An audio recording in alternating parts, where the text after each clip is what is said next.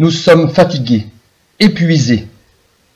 Il y a des miettes partout, des petits restes de poussière, de traces de départ et d'entrée, des bouts de morceaux de rien dont on ne sait plus à quoi ils appartiennent.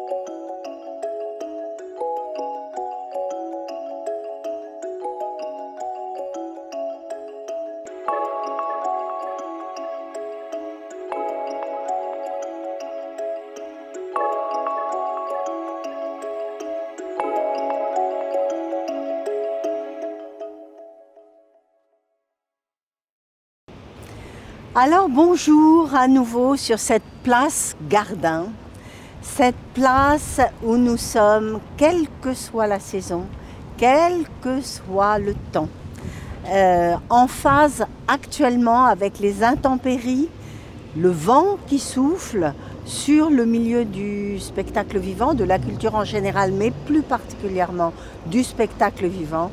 Donc nous sommes un petit peu actuellement soufflés, ébranlés, déportés de droite et de gauche dans nos professions, comme vous le savez, à cause de la fermeture des salles. Bonjour Véronique.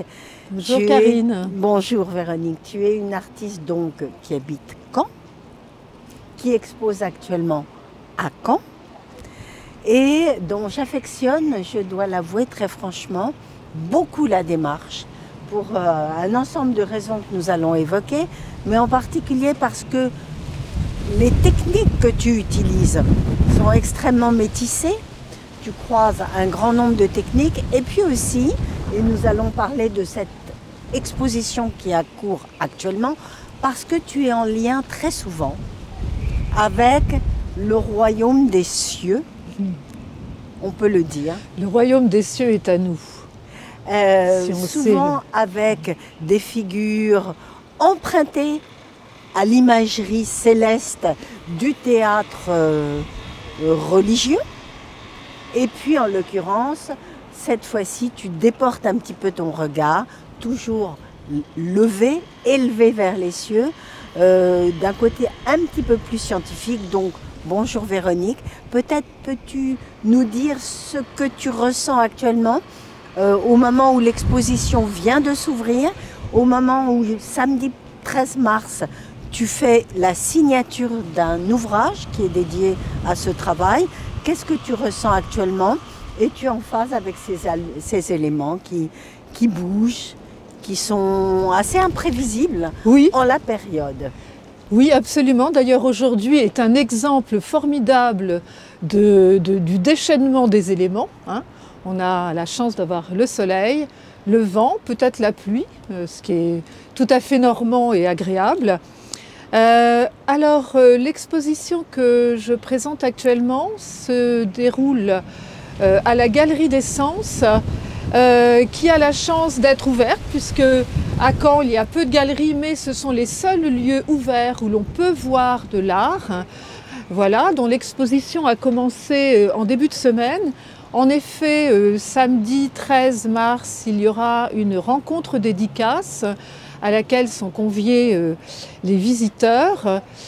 L'exposition a pour titre Cosmos, le bruit des étoiles. Donc en effet, il est question du ciel, il est question de ce qui nous éclaire, ou parfois avec une lueur très ténue qu'il faut savoir regarder. Voilà, donc en effet, les techniques que je développe sont multiples. Peinture, pour la première fois depuis 40 ans, j'ai repris un pinceau et j'ai réalisé une toile. Sinon, il y a des photographies, des gravures, des dessins. Le tout étant en effet réuni pour justement faire écho au cosmos et à ces étoiles qui sont présentes la nuit quand on sait les regarder. Alors, moi j'aimerais qu'on parle un petit peu du fond avant d'aborder la forme. Pourquoi es-tu souvent attiré, peut-être ne le sais-tu pas, par ces univers qui ne sont pas humains trop humains, terrestres trop terrestres? Pourquoi, selon toi, es-tu attiré vers ces forêts supérieures? Eh bien, justement parce que elles nous dépassent. Et je pense que c'est cela qui me motive. Je crois que tout artiste cherche à atteindre l'inatteignable. Et c'est une manière pour moi d'en témoigner. Et puis c'est une manière aussi de révéler le regard que j'ai, mais aussi le regard des autres sur ce qui nous dépasse.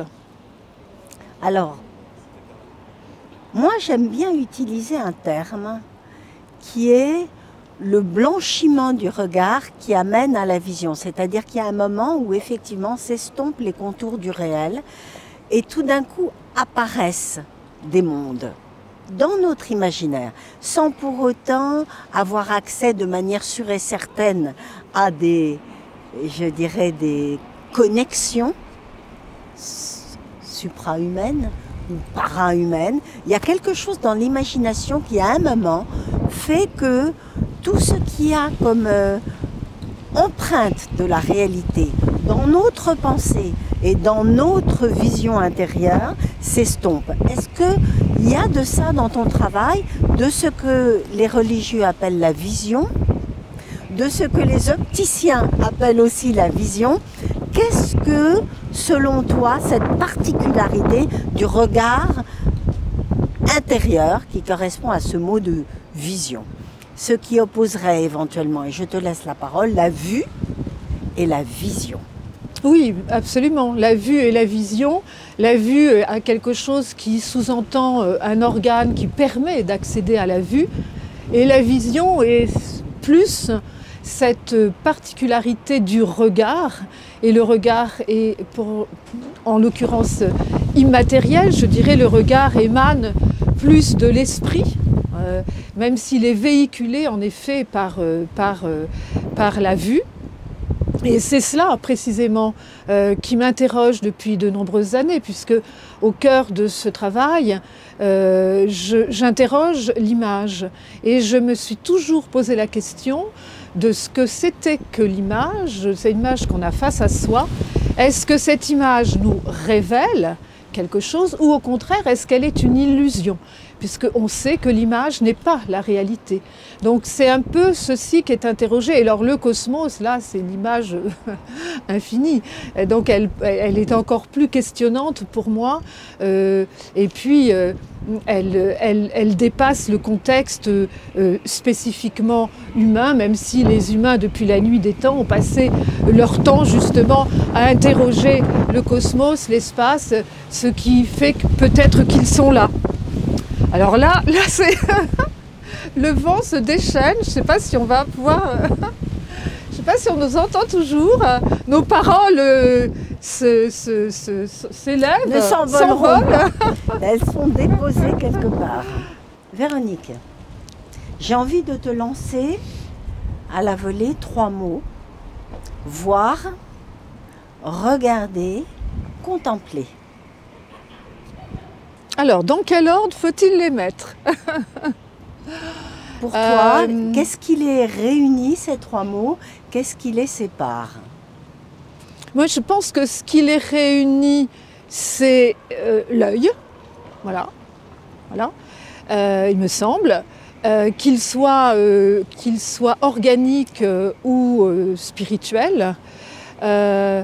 Et puis après, ce qui les sépare, c'est la densité de pensée ou la densité d'esprit qui interfère dans ces 3 mots-là. Dans le mot contempler, il y a peut-être plus de présence de l'esprit que dans le mot regarder.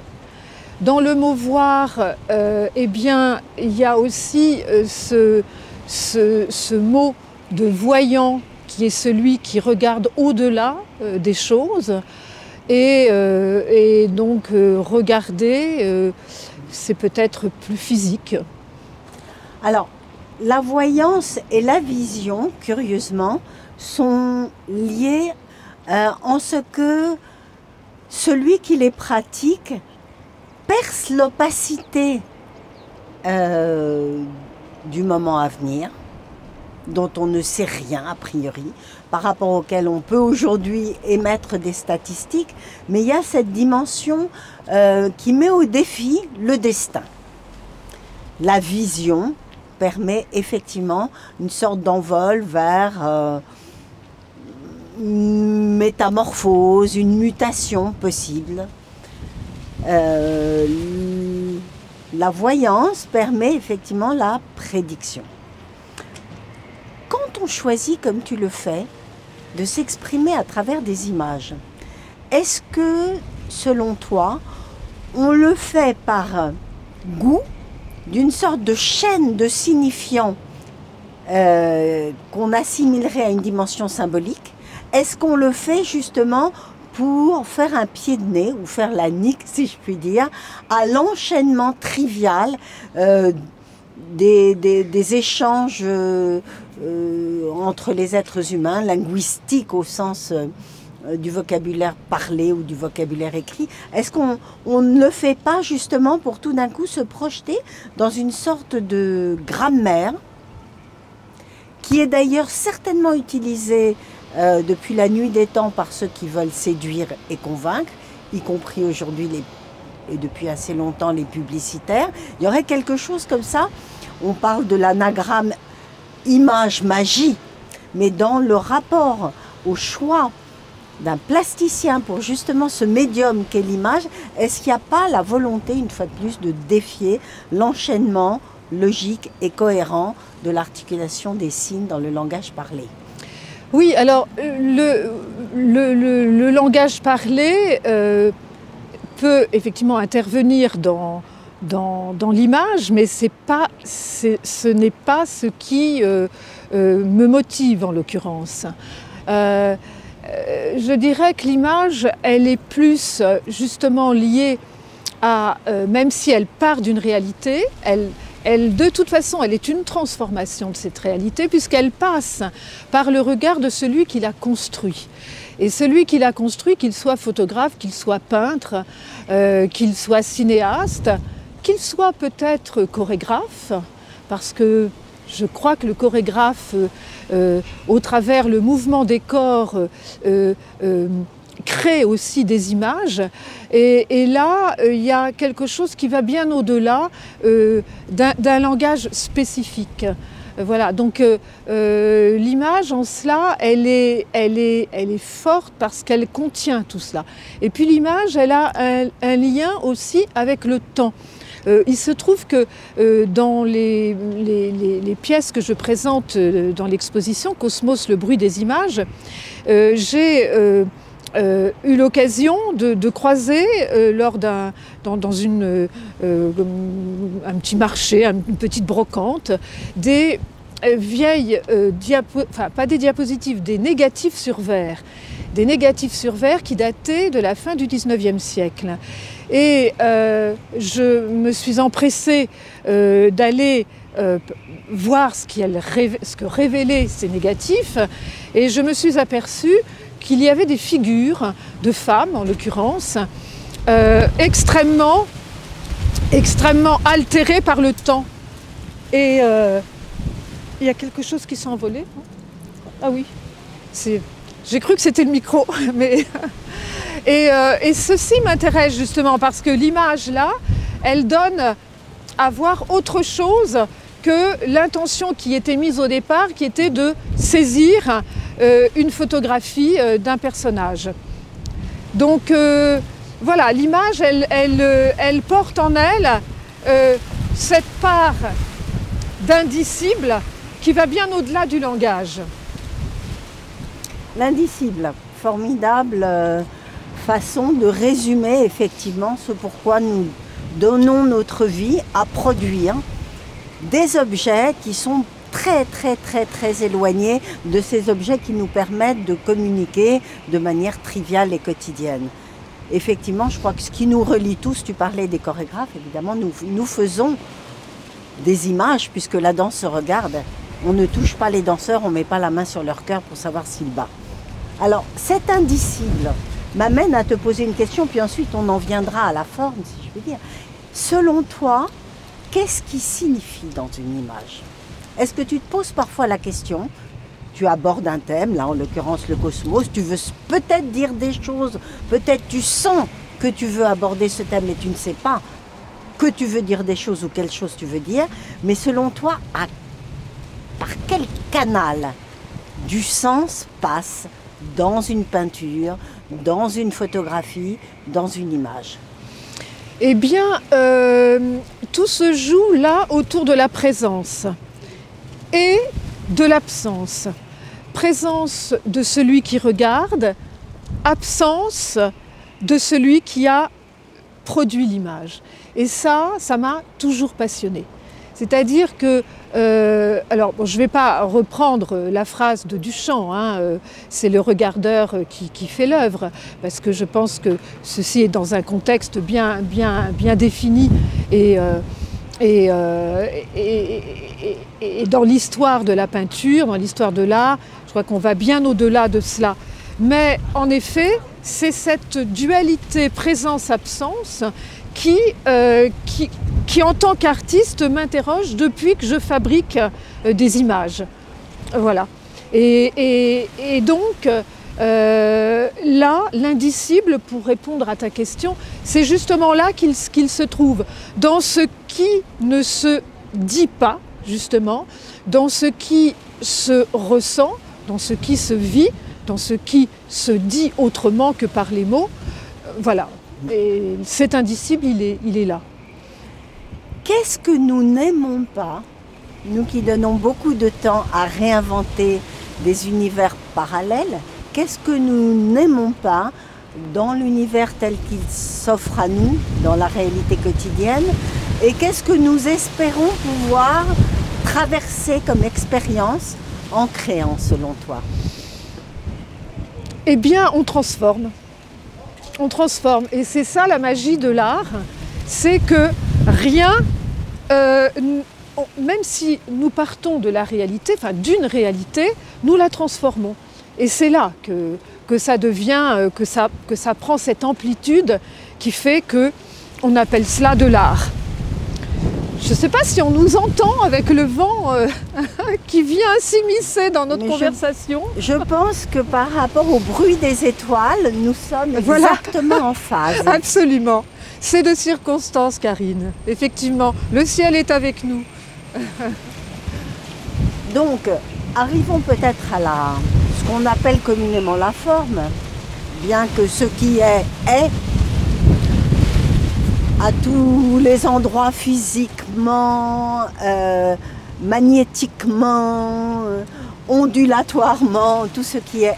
Difficile de séparer ce qui est communiqué de l'onde qui porte l'objet de la communication. Mais si on arrivait maintenant à évoquer les techniques que tu utilises, et si on reliait ceci, cette problématique des techniques, à la question du sens. Est-ce que, tu parlais de ces daguerreotypes, ce sont des Alors ce sont des négatifs sur verre, ce ne sont pas des daguerreotypes, ça vient après. Hein. D'accord, ce sont des négatifs sur verre, mais qui ne sont pas de cette technique première de la photographie. Qui ressemble beaucoup. Hein, alors question, la photographie a fait ses débuts dans l'histoire de l'art ou de l'image en noir et blanc. Qu'est-ce que la couleur pour un plasticien? Qu'est-ce que la non-couleur? Qu'est-ce que la transparence? Qu'est-ce que le blanc? Qu'est-ce que le gris? Qu'est-ce que le noir? Qu'est-ce que Kandinsky disait que le vert est l'équivalent du gris, une sorte de couleur neutre. Toi, avec l'expérience qui est la tienne, qui croise une fois de plus différentes techniques, qu'est-ce que tu aurais à dire du rapport entre le sens et la couleur? Eh bien, la couleur, je dirais presque la couleur, c'est la vie. Voilà.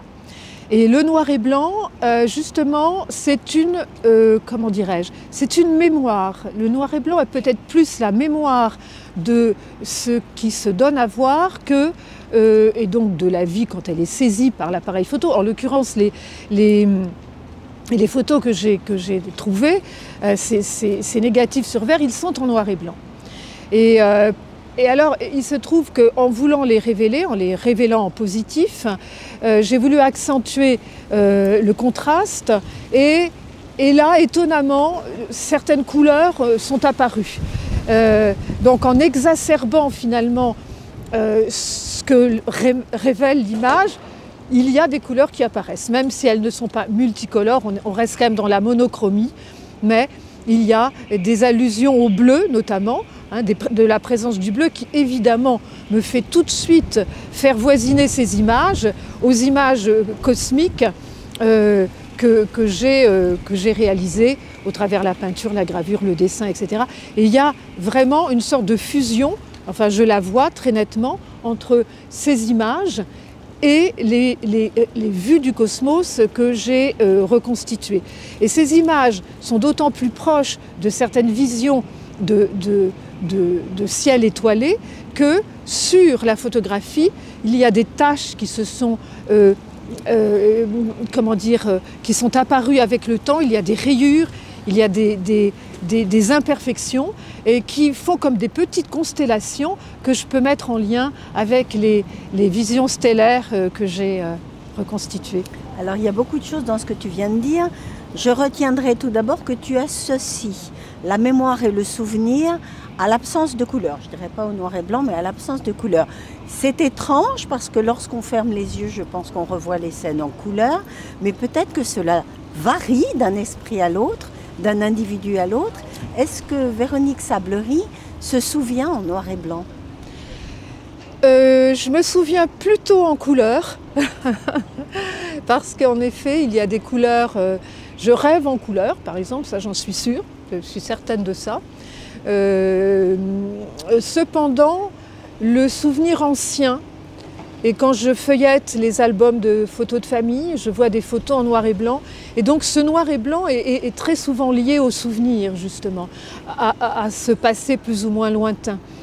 Passionnant. C'est-à-dire que les nouveaux médias, la photographie, qui a commencé effectivement dans un registre où la couleur était absente, ou une couleur relativement unique et monochrome. Donc la photographie agirait sur nos perceptions et ces mécanismes intérieurs que nous pratiquons à notre époque, comme l'humanité les a pratiqués depuis la nuit des temps. Mais comme la photographie est arrivée à un moment récent de l'histoire de l'humanité, on peut dire qu'aujourd'hui, on associe souvenir, mémoire à album photographique. Ça, c'est véritablement extrêmement intéressant ce que tu dis là. Alors, l'autre question que j'ai envie de te poser, tu parlais de ces taches qui sont apparues sur ces plaques.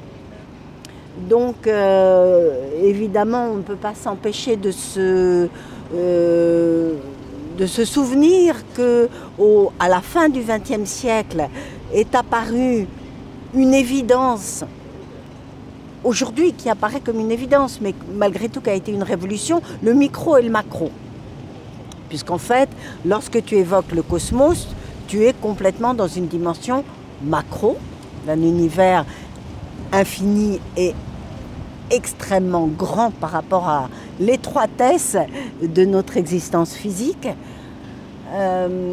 Et tu évoques ces petites taches sur tes plaques. Qu'est-ce que tu aurais à dire, on a parlé de la couleur, justement de l'échelle dans la représentation plastique, dans la mesure où un être humain ne peut tendre les bras par-delà une certaine limite. Quelle amplitude le peintre, le plasticien, quelle amplitude gestuelle a-t-il pour dépasser les limites physiques de son travail manuel, de son travail corporel? Alors justement, c'est avec cela qu'il joue, c'est-à-dire qu'il va faire fi Et c'est là toute la, je dirais, la force, au travers certaines techniques, bien sûr, de ce qu'on pourrait appeler l'échelle. C'est-à-dire qu'on peut faire voisiner une vision macroscopique et une vision microscopique dans l'image qui apparaîtra. On parle voilà, encore à nouveau d'image. On ne fera pas forcément la différence. Et en l'occurrence, dans les travaux que je présente, il y a des diptyques qui sont composés d'une photo et d'un fragment de cosmos. Et mises l'une à côté de l'autre, il est très compliqué de considérer la dimension qui les sépare, parce que là, elles sont réunies au travers l'image qui les fait fusionner. Voilà. Donc l'artiste est un grand manipulateur. Est-ce que tu rêves parfois de faire des œuvres microscopiques encore plus petites que ce qu'on appelle un petit format, c'est-à-dire vraiment très très très infiniment petites, au point qu'on les chercherait comme des poussières d'œuvres. Je ne sais pas si des plasticiens se sont intéressés à ça, mais c'est cette notion d'étoile et de bruit des étoiles qui m'y fait penser. Et ou éventuellement à l'inverse, est-ce que tu rêves comme certains plasticiens aujourd'hui qui font des œuvres monumentales, grandes comme des travaux d'architectes quasiment. Est-ce que tu rêves, toi, Véronique Sablery, de jouer sur des échelles extrêmes? Et sinon, en général, dans ta peinture, quel format est-ce que tu privilégies? Alors, pour parler de l'infiniment petit et des œuvres microscopiques, j'ai travaillé avec de la cendre. À un moment donné, j'ai travaillé avec vraiment de la cendre extrêmement, des poussières, en fait. Et d'ailleurs, j'avais intitulé ces travaux-là « Poussières », que j'avais emprisonné entre des plaques de verre, justement parce que c'est tellement volatile que, voilà, ça disparaît. Quant à l'infiniment grand, oui, mais alors là, il faudrait que ce soit vraiment très très grand. Je pense, par exemple, à la dimension, comment dirais-je, spatiale des astronautes, par exemple. Et là, c'est effectivement, là, c'est quelque chose de monumental qui s'offre à nous. Donc voilà, j'aime bien ces deux extrêmes, parce que effectivement, il y a des liens. Et c'est à nous de les faire entre ces deux univers-là. Alors, pour faire des œuvres monumentales, je pense qu'il y a des contraintes économiques de fabrication. Est-ce que, et nous terminerons sur cette problématique, est-ce que tu penses qu'aujourd'hui, le marché de l'art est adapté à la vision très multiforme, protéiforme des plasticiens? Est-ce que tu considères que les contraintes économiques sont devenues de réels freins vis-à-vis de la créativité telle qu'aujourd'hui on peut l'imaginer, ou au contraire, avec le numérique, avec finalement des outils à la portée de plus, je dirais pas de tous, mais d'un plus grand nombre, on arrive finalement à créer avec moins de protection du prince que par le passé? Oui, ben de toute façon, il y a toujours des artistes qui travaillent avec un caillou et deux bouts de ficelle et qui font des œuvres magistrales. Je pense que ce n'est pas la technique qui fait l'œuvre, c'est la puissance, je dirais, de l'artiste, la puissance créatrice de l'artiste. Alors après, effectivement, il y a des techniques extrêmement onéreuses qui impliquent que l'artiste soit riche, en tout cas au moins matériellement. Voilà. Après, je ne sais pas si c'est la richesse de la technique qui fait la valeur de l'œuvre. Sans doute pas. Et ce sera le mot de la fin, hélas venu trop vite, car nous n'avons pas entrevu tous les cosmos de l'imaginaire de Véronique. Et j'espère que c'est partie remise pour une seconde place Gardin. Avec grand plaisir, Karine. Une seconde entrevue avec Véronique Sablery.